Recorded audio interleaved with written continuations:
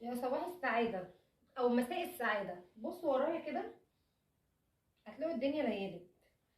بصوا يا جماعة، الأول تعالوا نقول اللهم صل وسلم وبارك عليك يا حبيبي يا رسول الله. وبرحب بكل اخواتي وكل حبايبي اللي بينضموا ليا، بتنوروني وبتشرفوني. وبجد ببقى مبسوطة جدا جدا لو شخص واحد بس انضاف ليا على القناة، بيشرفني وبينورني وبيساعدني كمان. برحب بكل اخواتي وكل حبايبي الموجودين معايا على راسي من فوق. انتوا هتحكموا في الفيديو ده وتشوفوا ايه اللي حصل لي. ويعني الساعة دلوقتي يا جماعة 10 بالليل. ماشي، هنكمل الفيديو مع بعض. ومن خلال الفيديو اسمعوا معايا الفيديو عشان انتوا اللي هتحكموا ده يرضي مين، ده ما يرضاش ربنا. انا مش هعدي اللي حصل ده على خير، لا لا لا، ما ينفعش، انا مش هفضل كده. انا جبت اخري وتعبت بجد يعني. تابعوا الفيديو وتعالوا نشوف ايه اللي حصل ويرضي مين الكلام ده. واللي بيعمل واللي بيحصل معاه كده قولوا لي في الكومنتات. واللي ما بيحصلش كده قولوا له ما يرضاش ربنا عشان يسمع الفيديو ده ويتقي ربنا فيها شويه. يلا بينا نخش على الفيديو نشوف هنعمل ايه. متنسوش تصلوا على الرسول وتكتبوا كلمه حلوه ونحط اللايك ونعمل الشير وتشجعوني شويه. اللي انا شايفاكم كده نايمين خلاص، العيد خلص واللي ينام نام واللي راح الشغل راح والدنيا نطرت وكل حاجه حصلت. قاعدين بقى مستنيين ايه؟ يلا نحط اللايك ويلا هكمل دي ونبتدي على طول. يلا بينا. ما تنسوش تحكموا بما يرضي الله، انا قلت لكم اهو. يلا بينا. تعالوا بقى ندخل على المهمة بقى الجامدة دي واقول لكم ايه الحكاية بالظبط بس في وقتها. كده احنا نبدأ ان احنا بصوا يا جماعة، الشقة كلها كانت زي الفل. كنت مخليها كده فلة. ما كانش فاضل غير الغرفة دي. الغرفة دي بيني وبينها طار، هقول لكم ايه هو دلوقتي. بس تعالوا كده نبدأ ونشوف هنعمل ايه. دي حاجات شنطة كانت فيها حاجات يعني وكده، والميك اب بتاعي او الحاجات دي بحب المها كده مع ناخدها بأدبها ونعينها. ليه بقى؟ عشان انا مش عارفة ايه اللي ممكن يحصل لها لو رصيتها وكده. طبعا هبدأ ان انا احط كل حاجة مكاننا، والأوضة محتاجة تنفيضة كده بنت ناس يعني، فهعملها. اه يا الله. عايزه اقول لكم ان اليوم ده كان مطر جامد بطريقة يعني ما تتوقعوهاش. كان عندنا رعد وكل حاجة. فقمت بقى الصبح يعني قلت لا، طب انا مالي، انا مش قاعدة في الشارع. فقمت خليت بره الشقة زي الفل. وادخل بقى الاوضه دي. يعني جوزي بصراحه معذبني، كلمه معذبني مش قادره اقول لكم. يا عم قوم عايزه اخلص، يقول لي اصل انا هنام. هنام ايه بقى؟ ده تاني يوم يعني، دي تاني مره اللي هو ادخل اعملها اروح نايمه. يعني كذا مره يحصل معايا كده يومين ورا بعض حرفيا. عمال ما هو يصحى من النوم، هو اصلا شغله كان بالليل اليومين اللي فاتوا. فعمال ما هو يقوم يكون انا كسلت خلاص داخله انام، فما اعملهاش. فقلت لا ما بديهاش بقى. كانت الساعه حوالي 9 بالليل. المشكله بقى اللي انا مش قادره اسامحه فيها وان انا تعبت يعني منه بصراحه. بسبب ان الساعتين دول ممكن اقعد فيهم شويه مع احمد. يعني احمد بيبقى عايز يذاكر، هتشوفوه دلوقتي يا عيني داخل خارج عليا. يا ماما بصي، يا ماما مش عارفه، هو بيحبني ان انا ابقى قاعده جنبه. هو ذنبه ايه كطفل يعني يتعذب ويمرمطني معاه المرمطه دي؟ ده كان معايا تليفون الاول. فبصراحة يعني جبت اخري جبت اخري جبت اخري. الناس مثلا بيبقى في فاصل في اجازة، انا ما عنديش اجازات والله العظيم. انا كنت دلوقتي مشغلة غسيل بغسله، تطبيق بطبقه. الموضوع كان كبير بالنسبة لي خالص خالص خالص. وفي نفس الوقت كان احمد بيذاكر. طب انا اعمل ايه ولا ايه؟ طيب مش عارفة. مش مهم. انا لما بقوم الصبح كده وما بقاش ورايا ده كله، ايه ده؟ انا في ايه؟ نسيت نفسي ولا ايه؟ مش فاهمه. لا انا شغاله اهو، ما تركزوش يا جماعه معايا. بصوا كل الحكايه تراب. بس عايزه اقول لكم ان من الهوا وان الرعد اللي كان موجود، الشباك اللي قدامكم ده كان بيتفتح. انا كنت متاثره في المكالمه دي، مش عارفه مين كان بيكلمني، تقريبا مامتي في الوقت ده فعشان كده تلاقوني متاثره شويتين، مش عارفه كانت بتقول لي ايه. فالمهم بقى كان الشباك ده يا جماعه بيتفتح، فتحسوا ان الاوضه كلها بصوا اتمرمطت من التراب. هبدا ان انا كده بره نضيف وزي الفل.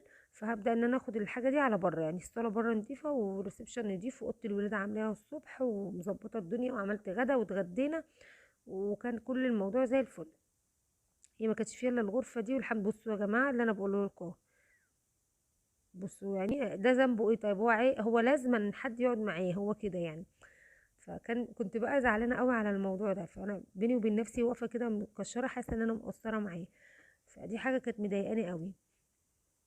هبدأ ان انا ادي كده نكتتين تلاتة للسرير بتاعي. هي كل الحكاية بس شوية التراب اللي قلبوا الدنيا، لكن الأوضة ما فيهاش حاجة، منظمة وكل حاجة.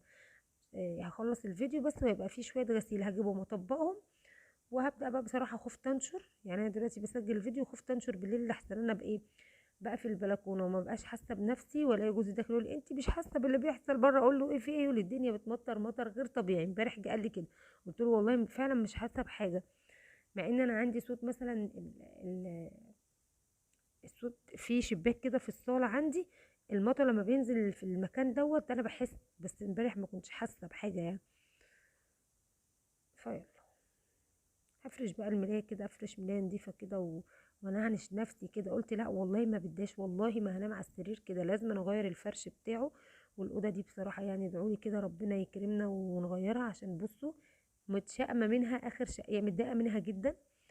بصوا يعني حبيب قلبي ماما، انت يا قلبي ماما. فان شاء الله كده يعني يبقى في شويه تجديدات الفتره الجايه باذن الله، بس ما الفتره اللي جايه دي تعدي ان شاء الله، لاني هبقى مضغوطه فيها قوي، هتعرفوا في الوقت المناسب ليه، وهتعرفوا ايه الضغطه اللي جايه لي اليومين الجايين. فانا مش عايزه ايه ان انا ابقى مشتته دماغي، لا اركز في اللي جاي، وبعد كده ان شاء الله باذن الله ابقى اعمل اللي انا عايزاه كده على رواق باذن الله باذن الله. نغير بقى الاوضه الحلوه دي. الاوضه دي اصلا كان فيها جنب تاني كده يا جماعه، جيت لما خلفت جنه ما كانش، كنت اول فرحتي بقى، وكنت قاعده كتير قوي على ما ربنا رضاني واداني، فجيت قلت لا انا جنة هتنام جنبي، فراح بقى وقعت مني مره، كنت عامله لها مخدات كده ومسند وكده، وقعت مني، راح ابوها جايب البتاع اللي بيقطع دوت وراح قاطع السرير، قال لي مش مهم السرير يبوظ، بس ان هي تنام برضو جنبنا وما تقعش كده يعني. خلصت كل حاجه ولميت بقى، لميت كل حاجه بقى اللي انا كنت يعني الفرش اللي انا فرشاه، وانا كده كده كنت بغسل يعني. حطيت بقى البطانية كده خلاص، هي كلها شوية وهنفردها، بس كده. موضوع بسيط، والأوضة في ثانية بتبقى زي الفل، بس في ثانية بتبقى مش زي الفل خالص، وانا بتضايق جدا لما يبقى فيها كركبة اصلا، هي يعني ورا مش فيها بلكونة ولا حاجة، فما بتجمعش اتربة كتير زي اللي قدامي. يعني انا عايزة اقول لكم اوضة الولاد ممكن كل شوية تبقى عايزة تتمسح، الدواليب تتلمع كده. بصوا هنا هنلمع بقى، هندي تلميعة، تلميعة بجد بقى مش هزار، يعني مش هنهزر في الوقت ده. التراب ده جالي منين اصلا؟ التراب ده جالي من الشباك اللي بقوله كان بيتفتح كل شويه اقفله يعني. المرايه كده كانت الولاد بيبصموا ايديهم فيها، فانا بمسحها، وبمسحها بفوط عادي مش بتغير معايا ولا اي حاجه. بس كده. انا مسحت بس ايوه من فوق عشان ارص الحاجه بس، لكن انا لسه هلمع بتاعتي بس بعد ما اكنس الارضيه دي. بص انا لقيت اصلا الارضيه ما فيهاش حاجه غير من عند الشباك كده، هو اللي كان فيه تراب قوي، فعشان كده فرشت السرير، لكن انا من الطبيعي بحب ان انا بعد ما اكنس الارض افرش بقى السرير عشان ما يبقاش فيه تراب ولا حاجه. وبس كده كده تلميعات بقى كده.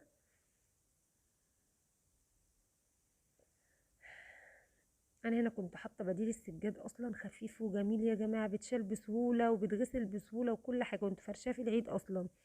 هاخده كده بقى بره وهنفضه بره، عشان زي ما قلت لكم الشقه بره نضيفه. بصوا انا بحط فين، بحطه قدامها كده، بحطه قدامي على طول. بصوا مفيش، هو شويه تراب هما مش باينين اصلا. حطيتوا لايك ولا لسه ما حطيتوش اللايك يا حلوين؟ حطوا بقى اللايك واعملوا شير للفيديو، واكتبوا لي كلمه حلوه كمان تفرحني.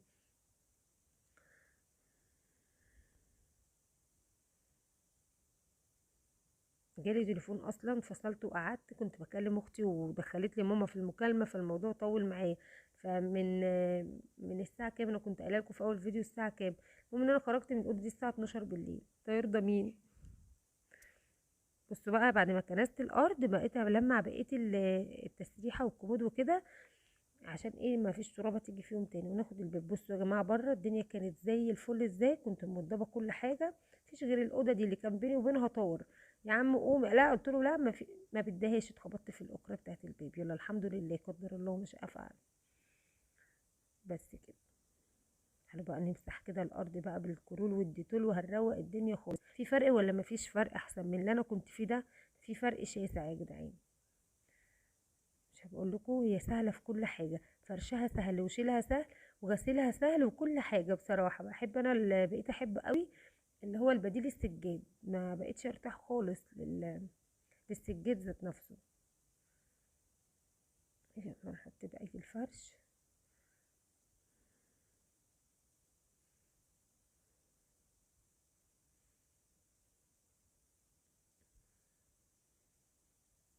مفيش حاجه غير قدام الغرفه هنا اهو. الملايات اللي انا شلتها من هنا هشيلها احطها في السبت وخلاص كده.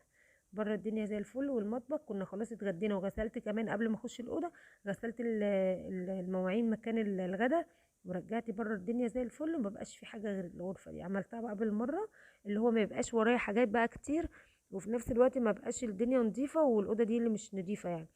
فقلت لا كده زي الفل. هو بس اللي كان ورايا الغسيل وقفت عليه، بس بصراحه خفت انشر بس لحسن الدنيا تمطر بالليل ولا حاجه، فقلت خليها الصبح اول ما اصحى، بحيث لو الدنيا نطرت او اي حاجه اعرف احط عليه مشمع، اعرف المه كده يعني. عشان الحافظ مش يعني مش هيبقى كفايه، المنشر اسفه مش هيبقى كفايه على الغسيل اللي انا غسليه.